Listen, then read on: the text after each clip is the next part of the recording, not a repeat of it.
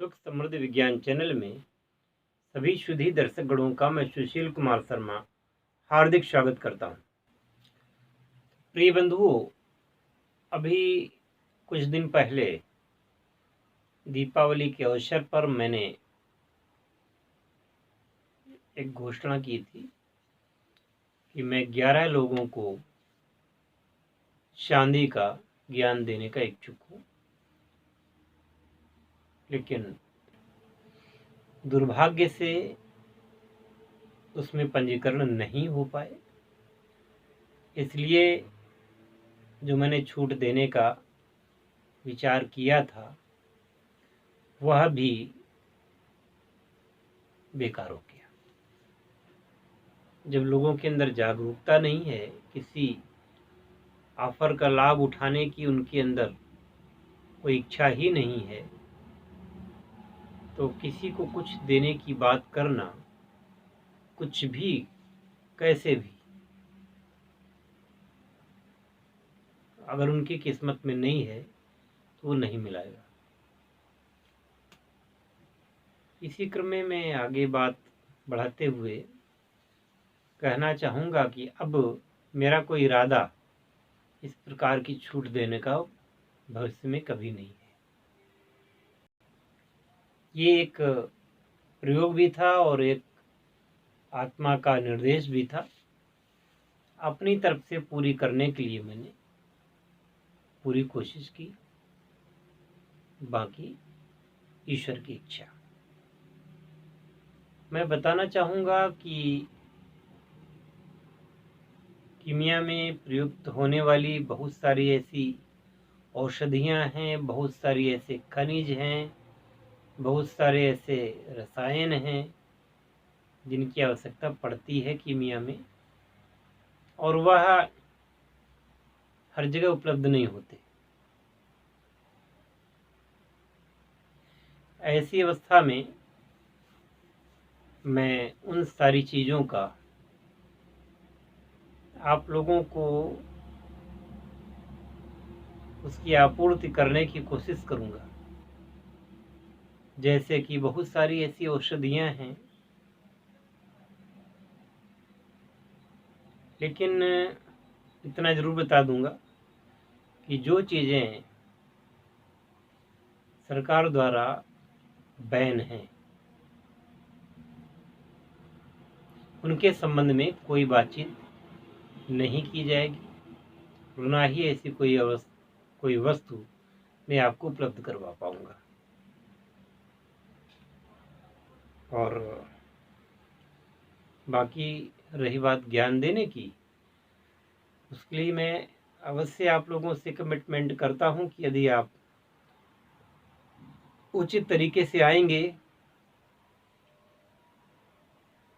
उस शिक्षा का शुल्क अदा कर पाएंगे, तो ज्ञान आपको जरूर मिलेगा, प्रैक्टिकल रूप से, 100% कसौटी पर खरा। परंतु ऐसी अवस्था में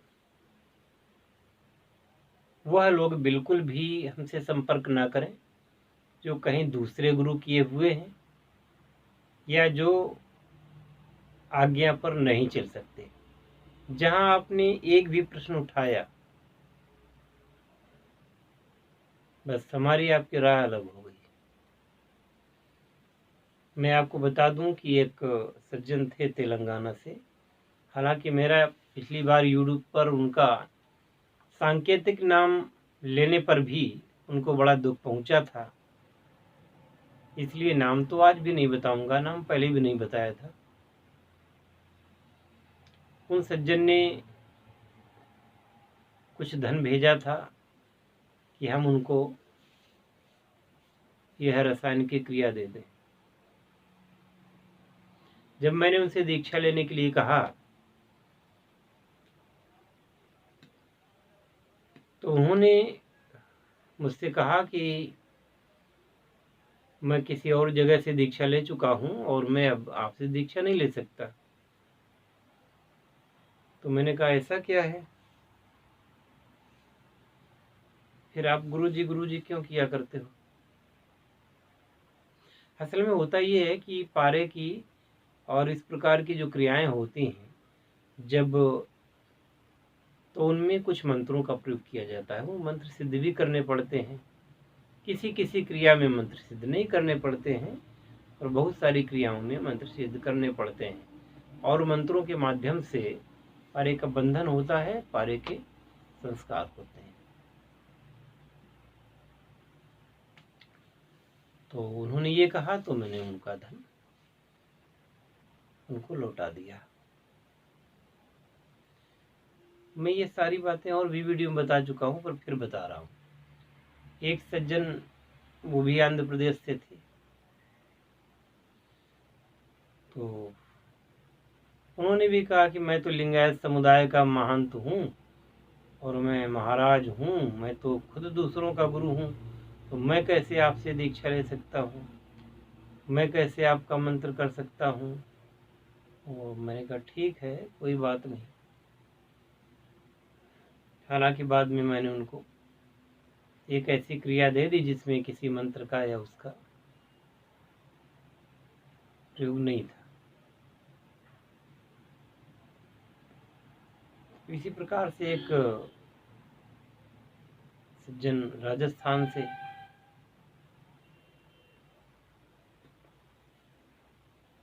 तो उन्होंने इस प्रकार का किया कि भगवान, हर बात में भगवान कहते हैं। भगवान, वो मैं तो दीक्षा ले चुका हूँ और मेरा गुरु मंत्र रमा हुआ है मन में, उसके अलावा किसी चीज़ का मेरे मन में कोई स्थान नहीं है।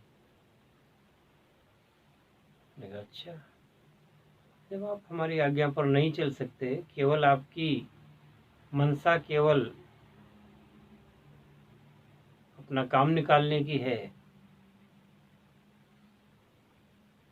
जब आपके अंदर इतना अहंकार घुसा हुआ है, हम क्यों आपके ऊपर ऐसा कुछ करेंगे कि आप लाभ भी उठाएं और किसी संस्था के नियमों का पालन भी न करें। मैंने उनका पैसा भी वापस देने का मन बना लिया था, और वो पैसा शीघ्र ही उनका वापस हो जाएगा। खैर, अब मैं किसी व्यक्ति से इस प्रकार का पैसा नहीं लेना चाहता, तो जो पूर्ण समर्पण के साथ में स्वीकार करेगा, केवल और केवल उन्हीं लोगों को प्राथमिकता दी जाएगी। और कुछ लोग कहा करते हैं कि भाई धन क्यों आप लेते हैं, तो देखिए ऐसा है, फ्री में करवाने लगेंगे तो इतनी भीड़ हो जाएगी कि मैं ना तो सो पाऊंगा, ना भोजन कर पाऊंगा, न कोई अपना कार्य कर पाऊंगा, नंबर एक। और दूसरी बात ये कि ऐसा ज्ञान उनको फलित भी नहीं होगा।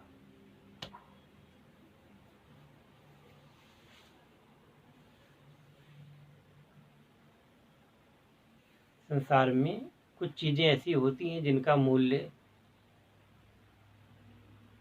होता है। कुछ वस्तुएं अमूल्य होती हैं, कुछ वस्तुएं मूल्यवान होती हैं। तो ये ज्ञान भी है तो अमूल्य, पर मूल्यवान भी है, मूल्यहीन बिल्कुल भी नहीं। और आप तो ये चाहते हैं कि आप जीवन में सुखी बने, संपन्न बने, आपका बेटा बने, आपका पौत्र बने या नाती बने। उसके एवज में अगर किसी सफलता के पीछे यदि आपका त्याग नहीं होगा, तो वो सफलता फिर आपको फलित नहीं होगी। इसलिए फीस वो होगी जो हम चाहेंगे, चाहे आप कुछ भी कहें। हालांकि बहुत सारे लोग गालियां भी देते हैं, बहुत सारे लोग उल्टी सीधी बात भी करते हैं, परंतु इससे कोई फायदा नहीं।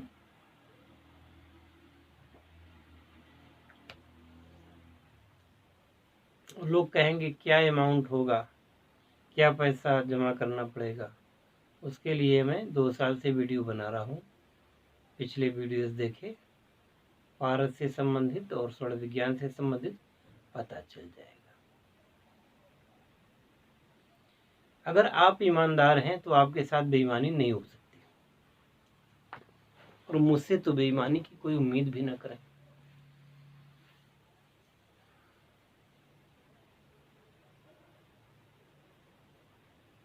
ये हृदय के उद्गार हैं जो बाहर आ रहे हैं।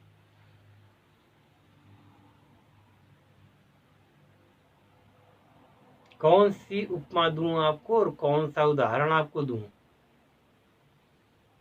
मैं समझता हूं यदि आपके मन में संशय है या आपके मन में कोई पहले से ही आपने कुछ सोच रखा है जिसको पूर्वाग्रह कहते हैं, यदि पूर्वाग्रह है तो ना तो आप खुले मन से मुझसे मिल पाएंगे, ना मैं आपसे मिल पाऊंगा। इसलिए पूर्वाग्रहों से अपने आप को दूर करें। पहले पूर्वाग्रह दूर होंगे तब आप समर्पण में आएंगे, और जब समर्पण होगा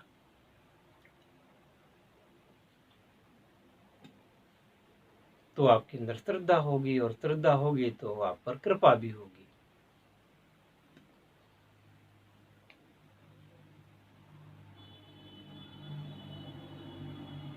जो मंत्र पूरे जीवन को आलोकित कर सकता है, जो साधना आपके पूरे जीवन को सुखों से सराबोर कर सकती है, उसके लिए आप क्या मूल्य देंगे किसी को?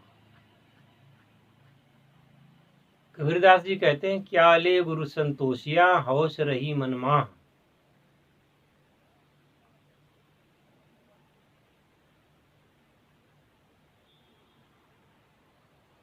यानी कि मैं गुरु को क्या दे दूं, क्योंकि गुरु जो आपको देता है वह ऐसा कुछ देता है जिसका आप मूल्य कभी अदा कर ही नहीं सकते। तो कबीरदास जी कहते हैं कि मेरे मन में बड़ी हौस ये है, सुखता बड़ी ये है कि मैं गुरु को संतुष्ट कर दूं, क्योंकि जो उनके द्वारा ज्ञान मिल रहा है उसके बराबर की कोई चीज हमारे पास नहीं है। तो क्या लेकर के गुरु संतोष कर जाएं, ये मेरे अंदर हौस रही है। और मैं समझता हूँ केवल कबीर का नहीं, यह हर शिष्य का संकल्प होना चाहिए। एक जमाना था जब गुरुओं के पास लोग जाते थे, 10-10, 20-20 साल सेवा करते थे, और सेवा के पश्चात गुरु कभी प्रसन्न हो जाते थे तो कुछ बता देते थे। आज लोगों के अंदर वो चाव नहीं रहा, वह युग नहीं रहा कि जब लोग गुरुओं की सेवा करेंगे। लोग चाहते ये हैं कि गुरु जी खुद ऊपर से सेवा कर दें। तो फिर आपके ऊपर कैसे कृपा होगी, कैसे कुछ होगा? तो जो सेवा नहीं कर सकते उस सेवा का मूल्य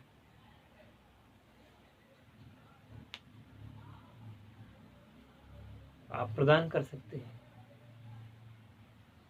परंतु मुझे बड़ी शिकायत ये है कि बहुत सारे लोगों ने मुझसे मंत्र की दीक्षा ली, साधना की, साधना में सफलता भी प्राप्त की, और आज वह बिल्कुल ही संपर्क में नहीं। ये भी मुझे ठीक नहीं लगता। अगर आप सफल हो जाते हैं, आपका काम बन जाता है, तो आप छोड़ देते हैं गुरु को। क्या मतलब इनसे, हमारा तो काम हो गया।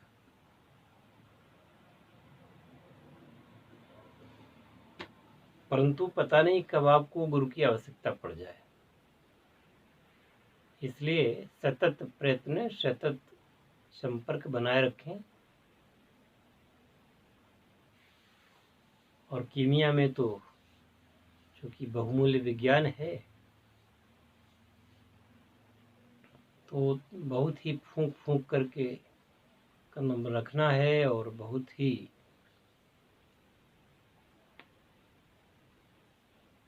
सोच समझ करके, व्यक्ति को पहचान करके कि कौन कैसा है।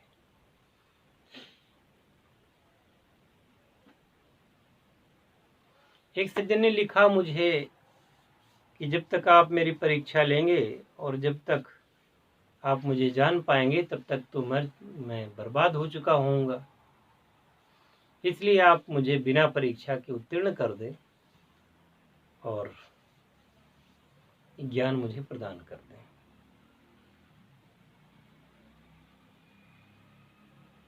अब ये तो वही जाने। उनके लिए बस इतना ही कहूँगा, ईश्वर सभी का रक्षक है और आप समझे अपने आप को। बहुत सारे लोग अलंकारिक भाषा में बना चना के बढ़ा चढ़ा करके बात करते हैं, तो यहाँ अलंकारों की कोई महत्ता नहीं है। यहाँ काव्य नहीं पढ़ा जा रहा है, यहाँ पर कुछ सीखना है। तो यहाँ पर मैं जानता हूँ हर आदमी अपने आप में कुछ न कुछ हुनरमंद होता है, ज्ञानी होता है, पर यहाँ आकर के ज्ञान का प्रदर्शन करेंगे उससे क्या होगा। तो गुरु के पास जब जाए व्यक्ति तो अपने ज्ञान को तिरोहित करके, अपने ज्ञान को, यदि आप ज्ञानी हैं तो फिर हमारे पास आने की आवश्यकता नहीं है आपको। अगर आपके अंदर कहीं कोई कमी है तभी आप बात करते हैं, तो ज्ञान हमेशा नम्रता पूर्वक लिया जाता है। बिना नम्रता के ज्ञान आप में समाएगा नहीं, अवशोषित नहीं कर पाएंगे आप उस ज्ञान को, एब्जॉर्ब नहीं कर पाएंगे आप उस ज्ञान को। आप उस ज्ञान को पचा नहीं पाएंगे। इसलिए ज्ञान को ज्ञान रहने दो, और जो तरीका है पुराना प्राचीन गुरु से संबंध, आप उसके अनुसार चलेंगे तो सफलता मिलेगी। मुझे तो काम जो ईश्वर ने सौंपा है मैं वो करूँगा ही, परंतु जो काम आपको सौंपा गया है उसको आप करें। हो सकता है मैं आपको इस वीडियो में कुछ समझा पाया हूँ, हो सकता है अभी भी मैं आपको न समझा पाया हूँ, और शायद मैं कभी भी आपको न समझा पाऊँ। मेरा काम बताना है, किसी को जबरदस्ती समझाना नहीं है। अगर हृदय के पट खुले होंगे तो ज्ञान उनमें समा जाएगा। हृदय के पट खुले होंगे तो आप मेरी बात को समझ पाएंगे, वरना एक उबाऊ, एक बेकार का वीडियो समझ करके आप इसको भूल जाएंगे। कुछ तीक्ष्ण से कमेंट भी कर देंगे, करिएगा, कमेंट स्वीकार है। यदि आप किसी को गाली गलौज करना, बदतमीजी से बात करना, ये आपका संवैधानिक अधिकार हो सकता है। मैं समझता हूँ कि मेरा भी ये मौलिक कर्तव्य बनता है कि मैं उसको धैर्य के साथ सुनूं। सत्य किसी का मुखापेक्षी नहीं होता। सत्य को किसी के रिकमेंडेशन की आवश्यकता नहीं होती कि जब 100 लोग कहेंगे कि अमुक आदमी सच्चा है तभी वो सच्चा होगा। सत्य को किसी रिकमेंडेशन की आवश्यकता नहीं है। सत्य सत्य रहता है, उसको 1 करोड़ लोग माने, 1 अरब लोग माने, 10 अरब लोग माने, या एक भी व्यक्ति न माने, सत्य किसी से कहने नहीं जाएगा कि देखिए मैं सच्चा हूँ, मैं सत्य हूँ। हाँ, बहुत सारे करामाती लोग जरूर समाज में पाए जाते हैं, जो कि सत्य को असत्य में और असत्य को सत्य में प्रचारित करने का काम करते हैं। परंतु समय जब आता है तो उनकी सारी दलीलें एक तरफ रह जाती हैं और सत्य अपने आप में प्रखर होकर के सबके सामने आ जाता है। हर हर महादेव।